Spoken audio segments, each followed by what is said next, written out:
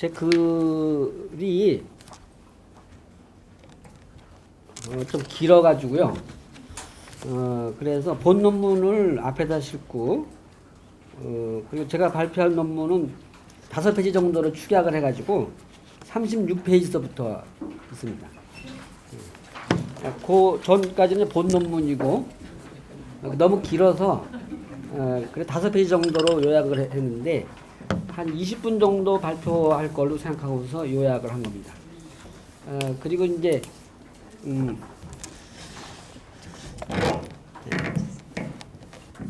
더 관심이 있으신 분들은 제가 이 주제를 가지고 한 15년 전에 글을 쓴 게 있어요. 근데 그거를 출판을 안 하고 지금까지 이제 있었는데 사실 글을 많이 책 많이 쓰면은 사람이 좀 천해 보이잖아요. 그래서 그냥 한 10년 이상 동안 묵혀뒀다가 제대 말년이기 때문에 이번에 그 알리는 게 좋겠다 해갖고 출판사에 넘어가 있습니다. 그러니까 7월달 정도면 나올 수 있으니까 그게 한 800여 페이지 돼요. 그러니까 그걸 참조하시면 됩니다. 자세한 거. 근데 요점이 잘 정리가 됐기 때문에 오늘 얘기만 들으셔도 충분히 알 수 있을 것입니다. 그러면 이 말로 하면은 또 장광설이 되니까 빨리 끝내기 위해서 빨리 읽도록 하겠습니다. 36페이지부터요. 서양 철학사에서 쇼펜하우어만큼 많은 다른 사상가들에게 영향을 주었으면서도 비주류로 치부되고 오해된 사상가도 드물다. 그의 책상들은 이른바 쇼펜하우어의 시기 이후 문예 예술론뿐만 아니라 생명철학자들에 의해 활용되고 소비되었다. 베르그손과 제임스 및 비트겐타인도 그를 활용했지만 인용 전거를 생략함으로써 자신들의 독창성을 나타내고자 한 것으로 보인다. 쇼펜하우어는 생애 대부분을 반시대적 구계자로 살았으며 사후에도 활용되고 버려지는 구계자의 운명을 겪었다. 그는 박해받았던 예수, 브루노, 스피노자를 아시아적 전통을 공유하는 인류의 사표로 보았으며 브루노와 스피노자의 영혼의 고향을 신성한 겐지스 강가로 본다. 그는 유럽의 신비주의 철학, 우판샤드 철학, 힌두교 대표 경전인 바가바드 기타, 불교 및 주의와 노자의 철학에서 유럽 문화의 폐단을 교정할 수 있는 사상을 발견한다. 그는 이러한 자신의 관점이 유럽 중심적 편견과 인류의 고통스러운 운명을 극복할 수 있는 대안을 담고 있다고 생각했다. 그의 관심은 낭만주의자들의 이국적 취향을 넘어선 진지한 신념이었다. 그는 아시아의 지혜를 담고 있는 자신의 철학을 도래하는 시대의 철학이라고 본다. 19세기 유럽은 15, 16세기 그리스 문예 부흥에 이어 제2의 동양 르네상스 시기였다. 여기에 대한 연구서들도 꽤 있더라고요. 이 시기에 제국주의 확산에 힘입어 많은 양의 동양 문헌이 번역되고 연구되었다. 쇼펜하우어는 다른 사람들이 아시아 철학을 공포스러운 컬트 종교나 악마적 무를 숭배하는 것으로 볼 것과는 달리 아시아 철학이 갖는 의의를 적극적으로 찾아냈다. 젊은 시절 쇼펜하우어를 숭배했던 니체가 그를 떠나게 된 이후에도 육식성 문화를 선호하는 당시 유럽인들의 공통된 편견이 작용한 것으로 알려져 있다. 그러나 쇼펜하우어는 주술적 원시사회의 고유성을 긍정했으며 아시아적 세계관의 특징과 그 보편적 적용 가능성을 신뢰했다.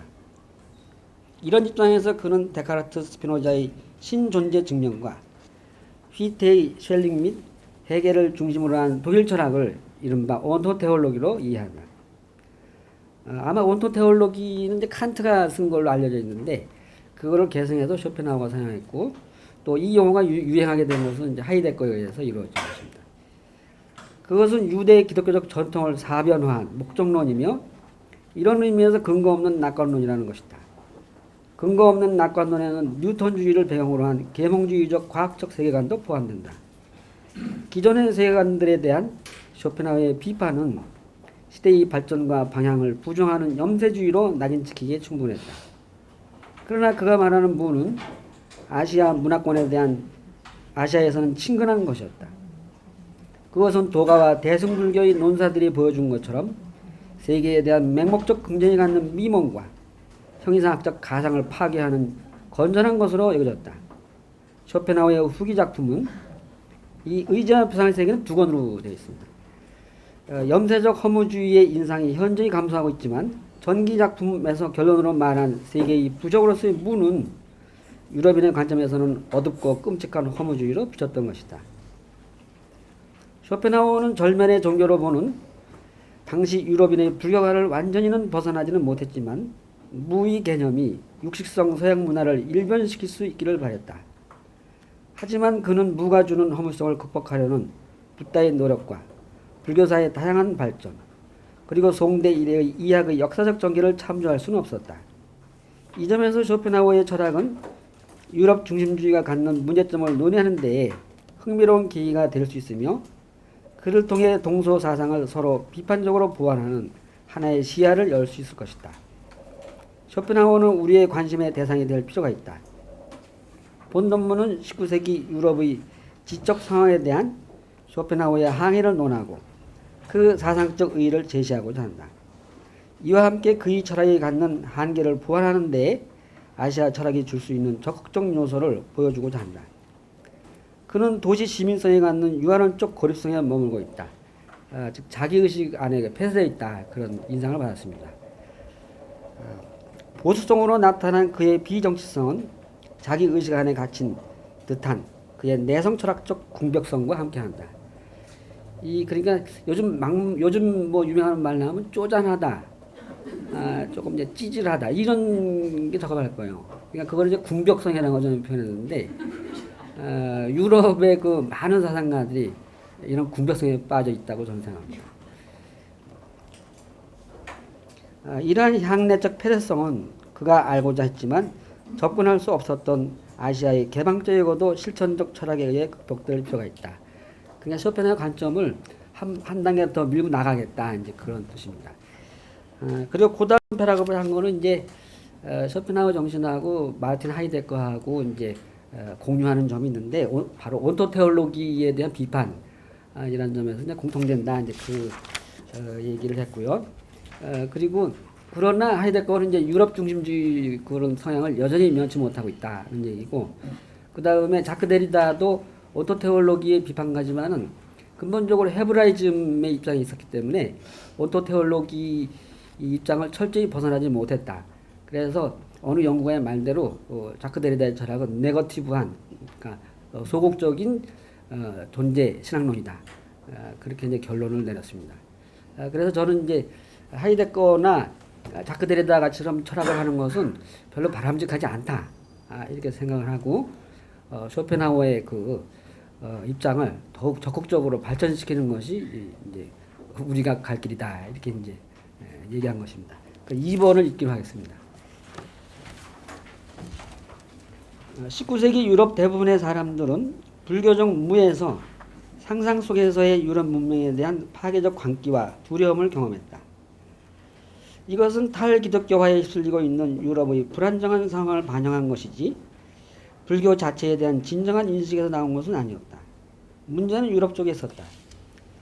또한 무의 숭배관념은 19세기 전반의 역사사회적 추이와 분리시켜 고찰될 수 있는 것은 아니었다. 그것은 시대의 긴장 국면을 반영하고 있었다. 동양학자들이 붓다의 무 특징들을 찾아낸 것은 1830년부터 48년 사이의 일이며 이에 대한 불안감을 드러내는 부정적 여론이 조성되고 풍문으로 퍼져나갔던 것은 48년부터 71년 사이의 일이다. 1830년 영광의 3일에서부터 1871년 파리 콤뮌에 이르기까지 유럽에서 무의 숭배는 노동자 계급의 출현, 민주주의에 대한 열망, 공산주의의 대두, 위험한 계급의 부각, 부르주아 계급의 걷잡을 수 없는 공포 등과 보존을 같이 하는 것이었다. 따라서 무의 숭배가 사회적 계급제도에 대한 부정, 전통 질서에 대한 항거, 평등주의의 재창, 약자들의 봉기, 굴레의 타파, 지배에 대한 거부 등의 의미를 지니게 된 것도 사실 당연한 것 같다. 무의 숭배에 대한 공포는 신학적 교리상의 불일치에 대한 신경측적 반응일 뿐만 아니라 신에 의해 비호되는 사회 질서에 대한 공격이 될 수 있다는 것과 연결되어 있었다. 그러나 쇼펜하우어는 무를 공포의 대상으로 보기를 거부한다. 그에 의하면 무는 모든 덕과 성스러움의 목표이기에 그 배후에 떠돌고 있는 무에 대한 어두운 인상, 어린이가 어두움을 무서워하듯 우리가 무서워하는 무에 대한 어두운 인상을 추출해야 한다. 그에게서 불교는 타자의 종교가 아니며 도덕경은 이성의 빛을 온전히 드러낸 사상이 된다. 그는 불교의 무에서 자기 희생도 감수하는 평화적 윤리의 기초를 본다. 또한 그는 자신의 심정의 내부에서 무형의 의지가 바닥 없는 심에서 작용한다는 것을 경험한다. 우주는 의지의 표현이고 의지는 더 이상 근거가 없습니다. 그래서 의지가 관철되고 있는 우주는 무 위에 떠 있는 것이 됩니다. 그 다음 달라 있겠습니다. 쇼펜하우어가 비판하는 근거 없는 낙관적 세계관들은 두 종류로 나눌 수 있다. 1. 계몽주의에 뿌리를 둔 유물론적 형태이거나 경험주의적 형태의 과학적 세계관. 2. 존재신학론을 대표하는 독일의 관념론적 주체성 철학, 독일 사변 철학을 말하는 것입니다. 과학적 세계관은 16, 17세기 1차 과학혁명의 여파를 타고 시작하여 20세기 초 2차 과학혁명을 거치면서 이게 양자역학, 상대성 원리의 출현을 의미합니다. 다소 달라진 형태의 과학론의 형태를 가지고 나타나 오늘에까지 이릅니다. 이 전통은 철학의 방법이 과학과 같은 과학적 방법이라고 주장한다. 철학은 과학의 연속선상에 있다. 철학은 과학자가 싫든 좋아하든 과학을 따라다니면서 옆에 있으려는 측근이 된다. 그러니까 이런 류의 철학은 일종의 과학을 스토킹하는 아주 좀 징그러운 그죠? 철학은 20세기 초 과학주의를 혐오하고 쇼펜하우어의 철학관을 따르는 비트겐슈타인을 제외한 러셀과 비엔나 학자는 과학주의적 전통에 따라 노골적으로 과학적 세계관 혹은 과학적 세계 파악을 주장한다. 반면에 해결에서 정점에 이른 관념론적 사변 철학은 세계에 대한 궁극적 설명의 원리를 정신적 주체성으로 보고 이 절대정신의 전개를 이성적 개념의 논리로 파악할 수 있다고 주장한다. 세계는 스콜라 철학처럼 이성적 합리성이 지배한다. 논리학과 존재론은 일치한다. 쇼펜하우어 보기의 그러한 세계상은 논리적 형식이 실제한다고 보는 독단적 혼동이며 무한한 인과 고리를 절단하는 거만한 권력의 명령일 뿐이다. 철학은 궁극적 설명의 권력을 가지고 과학을 내려다본다. 그러나 19세기는 과학적 세계관이 사변신학적 형이상을 능가시키기도 하다. 베르그송에 의하면 형이상학의 오만은 과학주의의 오만으로 대체되었다.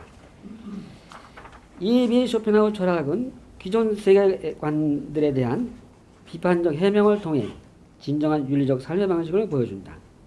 진정한 철학은 기존의 과학과 철학의 내재적 한계를 보여주고 이 아프바이젠, 짜이겐 다 사전 찾아보면 다 보여준다 이렇게 되어 있는데 이 짜이겐 동사는 비트겐슈타인 트락타투스에서 다시 등장합니다.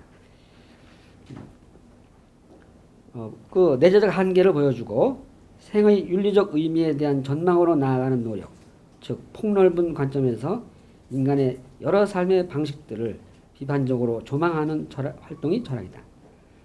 철학은 과학의 지적 성과를 수용하지만 근본적으로는 비판적 개관의 활동이다. 개관의 궁극적 목적은 영원이나 무한의 관점에서 세계를 조명하는 것이다. 이 조명이 윤리적 삶의 뿌리가 된다. 이러한 관점에서 쇼펜하우어는 제반과학의 선험적 가능 조건에 관한 반성적 논의를 한다.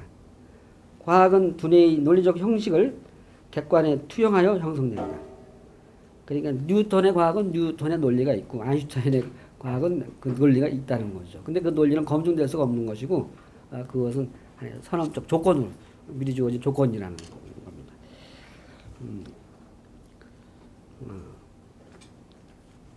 과학은 논리적 형식을 객관에 투영하여 형성된다. 과학의 논리를 정당화할 수는 없다. 논리를 논리로 논증하는 악순환을 범하기 때문이다. 쇼펜하우어의 과학론은 주저의 전반부인 표상으로의 세계의 근본 틀을 제공한다. 그것은 직관 능력인 오성, 그리고 과학 개념과 추론의 능력인 이성의 형식적 구조가 과학적 인식에서 대상에 투영된다는 것을 보여준다. 그러니까 인간의 개념이나 논리적 형식이 대상에 투영되어 있는 것이 이제 사이언스다 이렇게 이제 보는 겁니다. 과학의 논리적 형식은 과학의 내재적 한계이다. 인식 주관은 세계의 한계이다. 과학주의는 논리적 형식의 관념성을 실체성으로 혼동한다. 쇼펜하우는 이런 사고의 명령성 상실에 대한 비판을 칸트의 선험 철학이 갖는 위대한 장점으로 간주한다. 진정한 철학적 사고의 기준은 비트겐슈타인이 계승한 명료성에 있지 엄밀성이나 정밀성에 있지 않다. 그 다음에는 이제 마찬가지로 사변 형이상학에 대한 비판인데요. 그것은 인간의 그 논리로 세계의 실제 구조를 파악할 수 있다고 하는 그런 실제론적인 그런 신념을 갖고 있는데, 그러한 그 신념이라고 하는 것은 거기 맨 아랫줄에 그 밍키하우젠 남작의 이상한 이야기라는 그 비유로 이제 비판이 되고 있습니다. 그러니까 말을 타고 강물을 건너다 익사 위기에 처하자 두 다리로 말을 끌어안고 자신의 머리끝을 위로 붙잡아 올리는 어리석음을 범하는 것과 같다. 그러니까 독일 사변 철학은 인간의 논리 그리고 신이라고 하는 그 가냘픈 그 섬세한 줄로 우주를 들어 올릴 수 있다고 하는 그러한 그 잘못된 생각이라는 것입니다. 그래서 이러한 그 쇼펜하우의 지적들은 과학의 내재적 한계 그리고 전통 형이상의 내재적 한계를 지적하는 것이고, 이 점에 대해서는 저는 전적으로 동의하는 입장에서 이제 글을 썼습니다.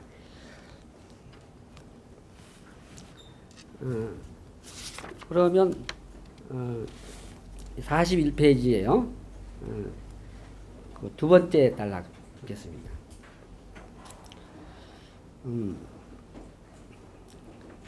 그러나 쇼펜하우어는 아시아 철학이 무로 끝나는 것이 아니라 우주와 생명계 및 인간세를 포함하는 유의 세계와의 적절한 관계를 목적으로 제시하며 이에 따라 사회적인 역동적 실천성을 가질 수 있다는 것을 알지 못했다. 그가 자주 인용하는 힌두교의 대표적 경전 바가바드 기타는 심성의 평화와 정의의 실천을 함께 거론한다. 이 전통은 간디의 반제국주의 투쟁에서 진리파지의 삶으로 다시 나타나며 미국의 에머슨, 한국의 함석헌에게도 강렬한 영향을 주게 된다. 주장 내의 개혁주의자들, 양명학의 변천사, 19세기 말의 대승불학의 평등사상과 변법사상 등에서 마음과 우주의 일치를 바탕으로 사회적 제도 문제에 개입하는 부단한 실천적 흐름을 볼 수 있다. 쇼펜하우의 철학은 톨스토이가 그를 수용하여 변형했던 것처럼 실천적 활력을 갖추는 방향으로 개선될 필요가 있다. 또한 쇼펜하우가 주장하는 생의 윤리적 의미는 정적주의적 특징에 의해서뿐만 아니라 그가 수용하는 홉스류의 소유적 개인주의에 의해 약화되거나 위기에 빠진다. 이 점에서 호르크하이머와 아도르, 음악가 말러 등이 쇼펜하우의 영향 아래 정치사회적 고통을 망각할 수 없는 것으로 중시하여 근대인의 서예와 사회학을 극복하려 한 것은 쇼펜하우의 정적주의를 넘어서는 계기가 될 수 있다. 그래서 저는 이제 쇼펜하우 영향받은 이런 사회사상가들의 장점을 살려서 쇼펜하우 철학을 보다 활동적이고 적극적으로 발전시키면 좋은 철학이 된다. 이제 그렇게 생각하고 이제 글을 쓴 것입니다. 또한 쇼펜하우어의 연민과 개방적 공감 체계로서의 우주는 베르그송이 계산한 것처럼 우주적 개방성과 평등한 소통성이 마음의 평정만을 주는 것이 아니라 사회적 폐쇄성을 극복할 수 있게 하는 것이었다. 유한은 장벽을 넘어가게 하는 무한의 윤리는 반권위주의적 사회 철학의 기초가 될 수 있다. 쇼펜하우의 성자적 개방성은 진정한 개인성이 우주적 연대성에 대한 감수성을 기초로 구성되어야 함을 보여준다. 우주와의 일치 경험에서 오는 평정심은 마음을 초월적 차원의 권위적 주체로 형성하는 것이 아니다. 그것은 절대적 주관성의 철학을 전복하고 나온 권력 비판 정신에 따라 자아의 실체화를 거부하게 한다. 초기 불교가 강조한 평등은 대승불교에 의해 우주적 공감체계에 일치하는 심성의 평등성지로서 발전되었다. 이 지혜는 관계적 사건들을 상호 공존 가능성에 따라 변형하는 실천적 삶의 자원이 된다. 현장법사의 말대로 인간의 자기의식은 자신을 대상으로 반성하면 무한후전에 떨어지기 때문에 마음이 드러낸 세계를 결코 떠날 수 없다. 쇼펜하우의 철학은 소유적 개인주의와 연관된 근대적 시민성을 벗어나 연대적 관계의 사상과 결합할 때 그 활력을 획득할 수 있을 것이다.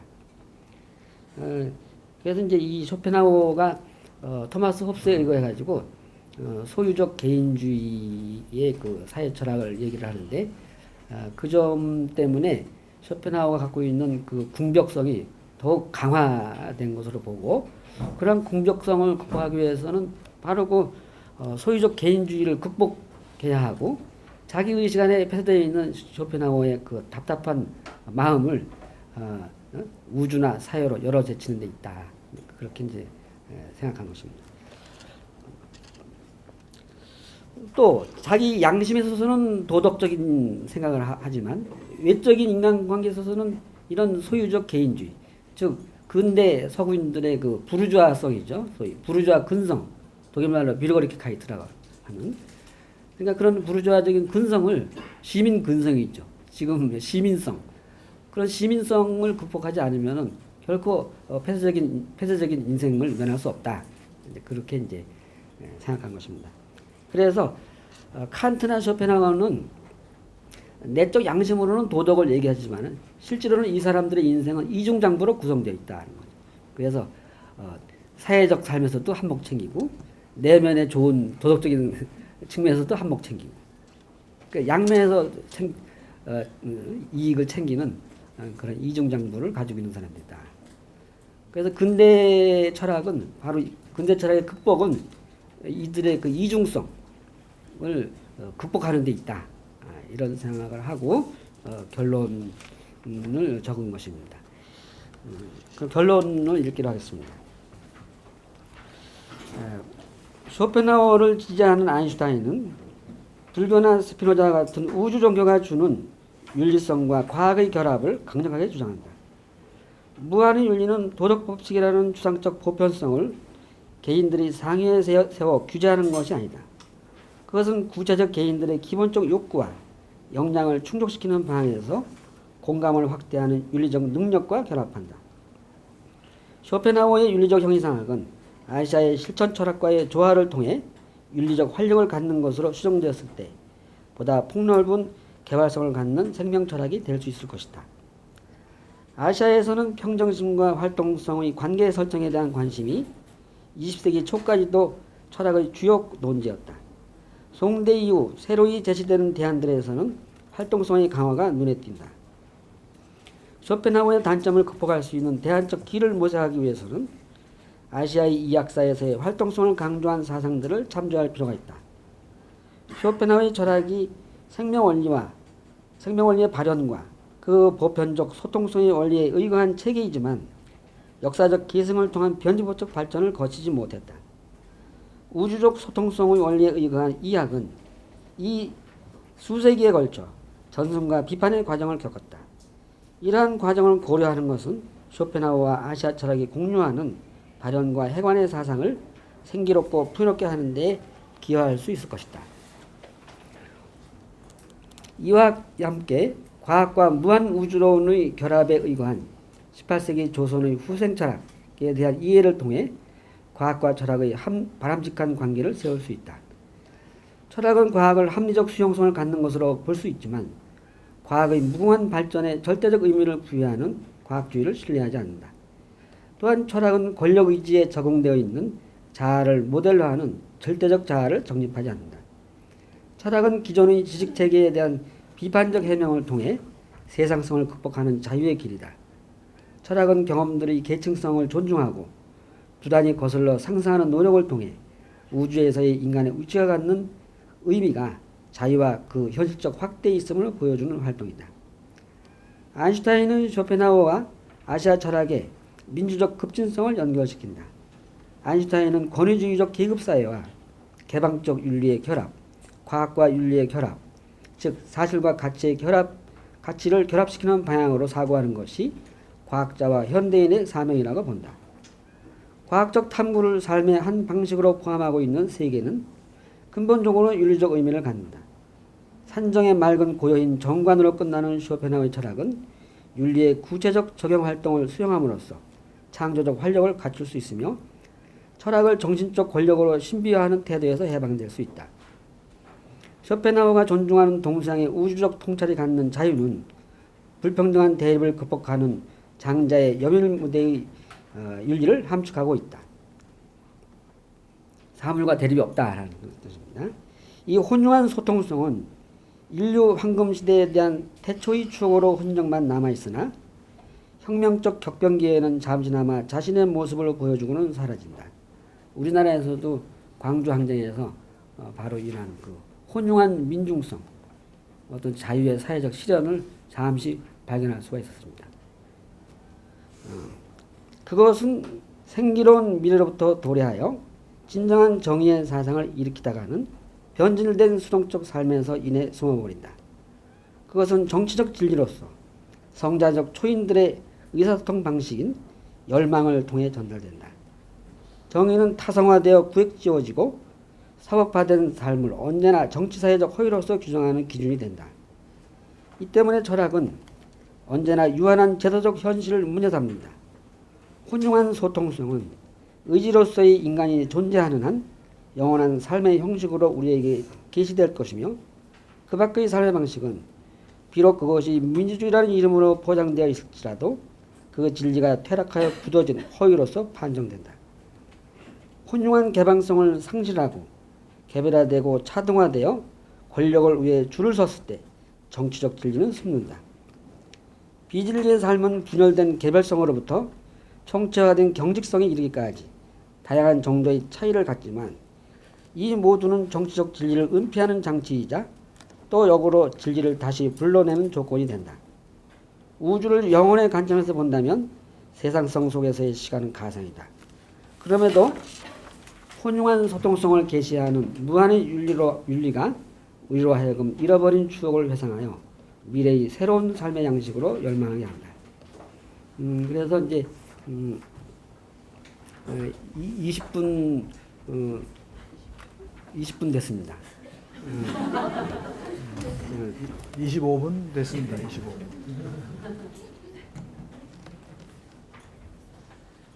다 하셨어요? 네, 다 했어요.